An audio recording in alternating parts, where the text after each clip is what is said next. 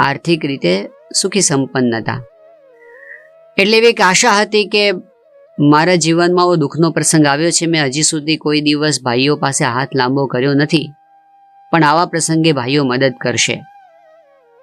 એણે ભાઈઓને વાત પણ કરી, પણ સંસાર છે, કોઈએ એક બહાનું બતાવ્યું, કોઈએ બીજું બહાનું બતાવ્યું. અમે પણ અત્યારે સંકટમાં છીએ, અરે મારાય પૈસા ફસાઈ ગયા છે, એવી વાતો કરી કે જાણે આપવાનું તો કઈ આવે જ નહીં. એ બેનને આનાથી બહુ જ આઘાત લાગ્યો કે કોઈ આ સંસારમાં આપણું નથી આ દુઃખના પ્રસંગમાં.